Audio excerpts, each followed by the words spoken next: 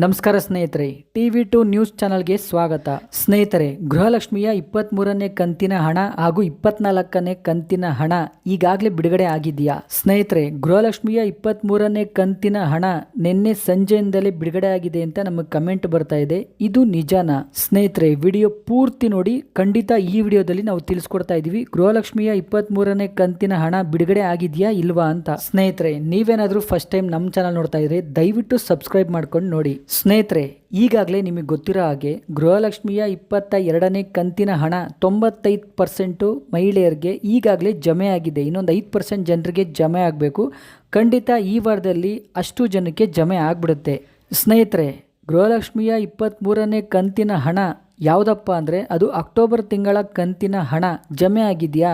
ಸ್ನೇಹಿತರೆ, ಕೆಲವರು ಮಾತ್ರ ಕಮೆಂಟ್ ಮಾಡ್ತಾ ಇದ್ದಾರೆ, ಗೃಹಲಕ್ಷ್ಮಿಯ 23ನೇ ಕಂತಿನ ಹಣ ಬಿಡುಗಡೆ ಆಗಿದೆ ಸರ್, ನಮಗೆ ಬಂದಿದೆ ನಿನ್ನೆ ಸಂಜೆ ಅಂತ. ಖಂಡಿತವಾಗ್ಲೂ ಅಧಿಕೃತವಾಗಿ ಯಾವುದೇ ರೀತಿ ಗೃಹಲಕ್ಷ್ಮಿಯ 23ನೇ ಕಂತಿನ ಹಣ ಬಿಡುಗಡೆ ಆಗಿಲ್ಲ. ನೋಡಿ, ಒಂಚೂರು ಕನ್ಫ್ಯೂಷನ್ ಆಗಿರ್ತೀರಾ ಅಂತ ನಾವು ಅವ್ರನ್ನ ಕೇಳಿದ್ದೀವಿ. ಒಂದು ವೇಳೆ ಆ ಥರ ಏನಾದರೂ ಬಿಡುಗಡೆ ಆಗಿದ್ರೆ ಖಂಡಿತ ನೀವು ನಮಗೆ ಸ್ಕ್ರೀನ್ಶಾಟ್ನ ಕಳಿಸ್ಬೋದು.